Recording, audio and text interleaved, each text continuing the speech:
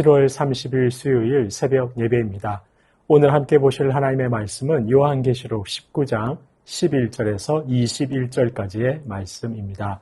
요한계시록 19장 11절에서 21절까지의 말씀을 봉독해 드리겠습니다. 또 내가 하늘이 열린 것을 보니 보라 백마와 그것을 탄 자가 있으니 그 이름은 충신과 진실이라.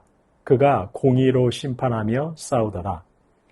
그 눈은 불꽃 같고 그 머리에는 많은 관들이 있고 또 이름 쓴 것 하나가 있으니 자기밖에 아는 자가 없고 또 그가 피 뿌린 옷을 입었는데 그 이름은 하나님의 말씀이라 칭하더라. 하늘에 있는 군대들이 희고 깨끗한 세마포 옷을 입고 백마를 타고 그를 따르더라. 그의 입에서 예리한 검이 나오니 그것으로 만국을 치겠고 친히 그들을 철장으로 다스리며 또 친히 하나님 곧 전능하신 이의 맹렬한 진노의 포도주 틀을 밟겠고 그 옷과 그 다리에 이름을 쓴 것이 있으니 만왕의 왕이요 만주의 주라 하였더라. 또 내가 보니 한 천사가 태양 안에 서서 공중에 나는 모든 새를 향하여 큰 음성으로 외쳐 이르되 와서 하나님의 큰 잔치에 모여 왕들의 살과 장군들의 살과 장사들의 살과 말들과 그것을 탄 자들의 살과 자유인들이나 종들이나 작은 자나 큰 자나 모든 자의 살을 먹으라 하더라. 또 내가 보매 그 짐승과 땅의 임금들과 그들의 군대들이 모여 그 말 탄 자와 그의 군대와 더불어 전쟁을 일으키다가 짐승이 잡히고 그 앞에서 표적을 행하던 거짓 선지자도 함께 잡혔으니 이는 짐승의 표를 받고 그의 우상에게 경배하던 자들을 표적으로 미혹하던 자라. 이 둘이 산채로 유황불 붙는 못에 던져지고 그 나머지는 말 탄 자의 입으로부터 나오는 검의 죽음에 모든 새가 그들의 살로 배불리더라. 아멘.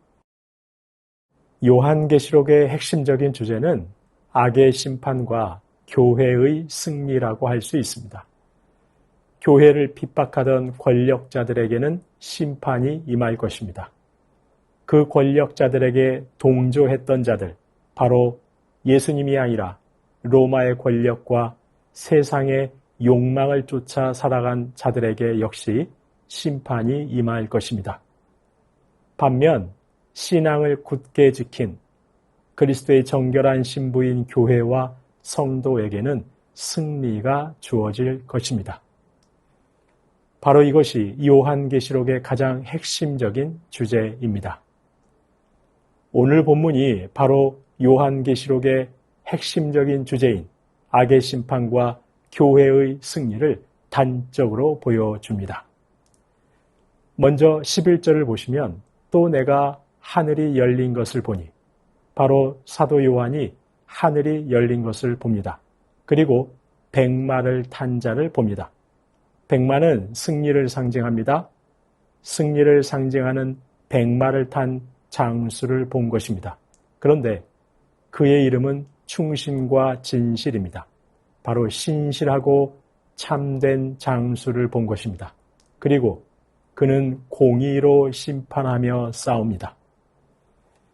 이어지는 12절을 보시면 그 장수의 눈은 불꽃 같습니다. 아무리 거짓으로 숨기려고 해도 모든 것을 꿰뚫어 볼 수 있는 능력의 장수입니다. 그 머리에는 많은 관들이 있습니다. 관은 통치, 다스림을 상징합니다. 바로 이 장수는 단순히 싸움만 잘하는 장수가 아니라 세상을 다스리는 통치권을 가진 장수입니다. 또 이름 쓴 것이 있는데 그 이름을 자기밖에 아는 이가 없습니다. 바로 인생의 판단으로 파악하기 힘든 신적 존재라는 사실을 말하고 있는 것입니다. 또한 그 장수는 13절에 보시면 피 뿌린 옷을 입었습니다. 원수들을 무찌르고 원수들이 흘린 피가 튄, 그 피가 튀어 있는 옷을 입고 있는 것입니다. 바로 이 장수 앞에서 적들은 결국 다 죽을 수밖에 없다는 의미인 것입니다. 그리고 그 장소의 이름이 바로 하나님의 말씀입니다. 요한복음 1장에서 소개한 하나님과 함께 계시며 하나님이신 말씀, 곧 예수 그리스도입니다.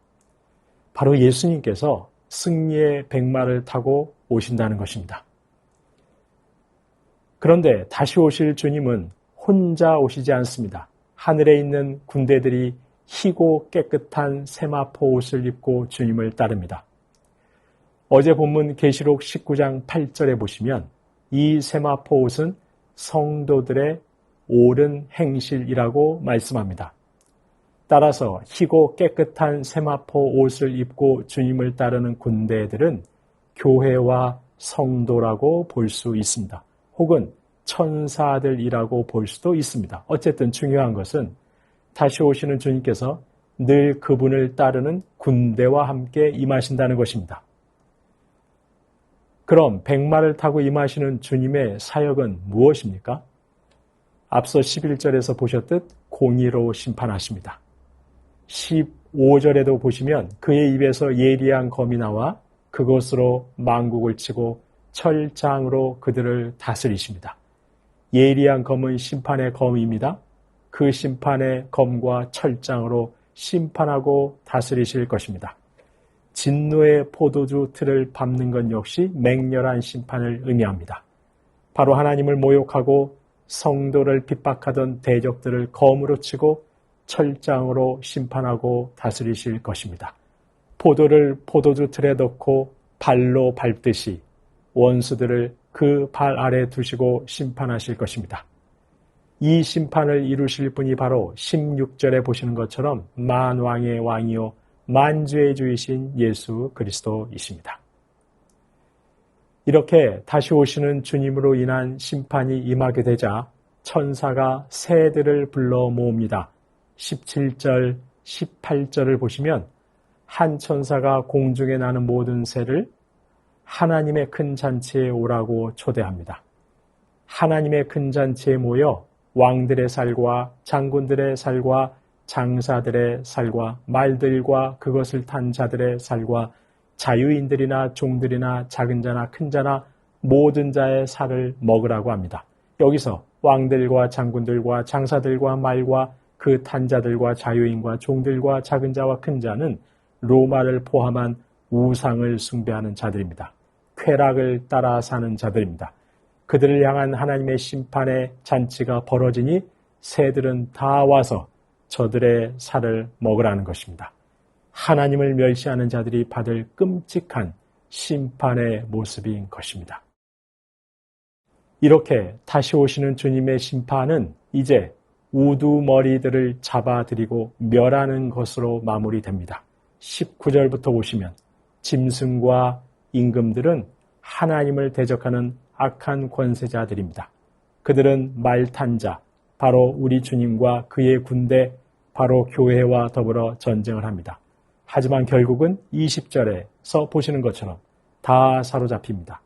다 사로잡혀서 산채로 유황 불 붙는 못에 던져지고 맙니다. 그 나머지도 우리 주님의 입으로부터 나오는 검, 바로 심판의 검으로 죽게 됩니다. 영원한 심판과 형벌에 처하게 됩니다.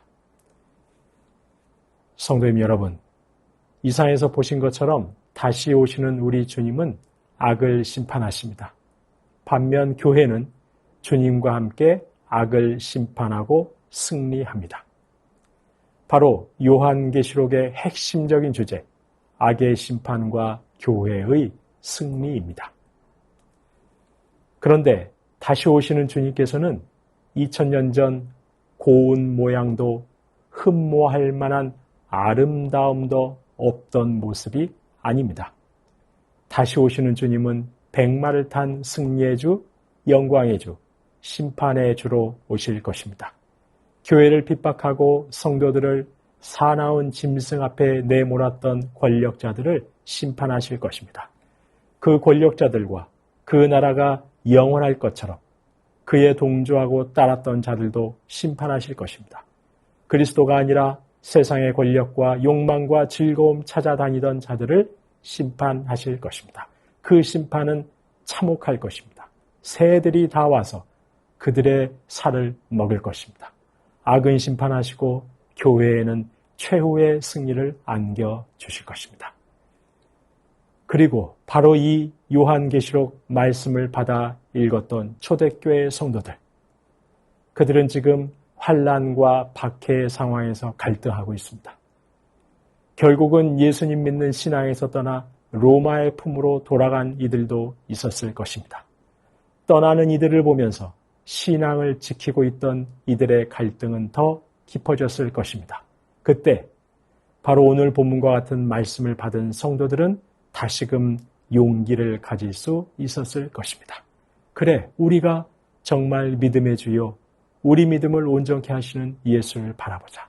그분은 영광의 주로 다시 오실 것이다.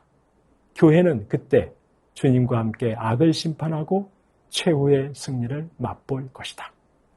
다시금 믿음을 지키고 박해에 맞서는 용기를 가질 수 있었을 것입니다. 저와 여러분 역시 이 사실을 꼭 기억해야 하겠습니다. 우리 주님 영광의 왕으로 반드시 다시 오신다는 사실을, 다시 오셔서 악에는 심판을, 교회에는 승리를 주신다는 사실을 꼭 기억해야 하겠습니다. 그리하여 세상의 유혹이 아무리 강렬하고 교묘해도 세상 즐거움과 인간적인 쾌락이 아니라 항상 주님께 더 가까이 나아가야 하겠습니다. 주님만을 왕으로 모시고 주님 오실 그날까지 정결한 주님의 신부로 서 있어야 하겠습니다. 어떤 현실적인 환란이 있어도 믿음의 주요, 믿음을 온전케 하시는 주님만을 바라고 소망하며 살아야 하겠습니다. 저와 여러분이 우리 주님 승리의 주로 다시 오실 그날까지 정결한 믿음 굳게 지켜 나가실 수 있기를 주님의 이름으로 축원합니다. 주신 말씀 기억하며 기도하겠습니다. 영광스러운 왕의 귀환은 반드시 있다는 것 기억하고 세상 욕망과 쾌락이 아니라 믿음의 주요 온전케 하시는 주님만을 바라고 소망하며 살게 하옵소서. 마지막에 반드시 악의 심판과 교회의 승리가 있음을 늘 기억하며 교회가 주님 오시는 그날까지 희고 깨끗한 세마포 옷을 입고 정결한 주님의 신부로 서 있게 하옵소서. 주신 말씀 기억하며 기도하겠습니다.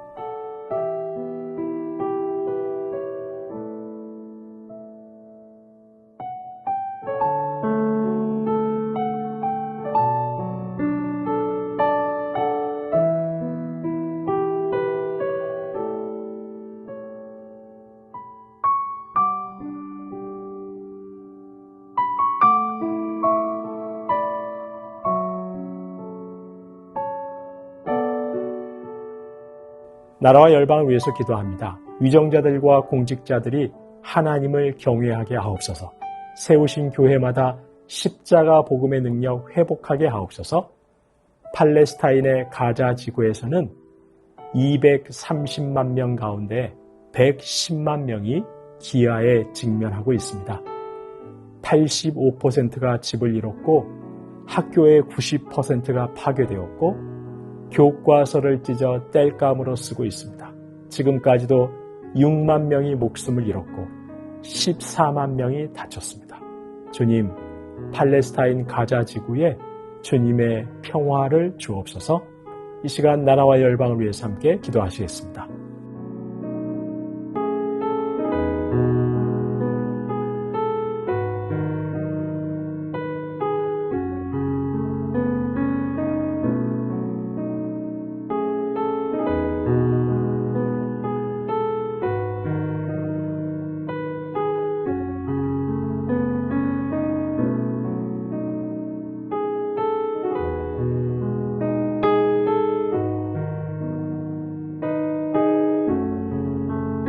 교회를 위해서 기도합니다. 예수님처럼 손을 내밀어 사랑과 자비의 하나님 나라 이뤄가게 하옵소서. 폭염 속에서 시니어 어르신들과 온 성도님들을 강건하게 지켜주옵소서. 유치부, 유년부, 초등부, 청소년부 여름 성경학교와 수련회를 통해 주님을 만나고 주님을 더욱 알아가는 은혜가 있게 하옵소서. 새순교회가 세상을 주님께로 인도하는 복의 통로 되게 하옵소서. 교회를 위해서 기도하겠습니다.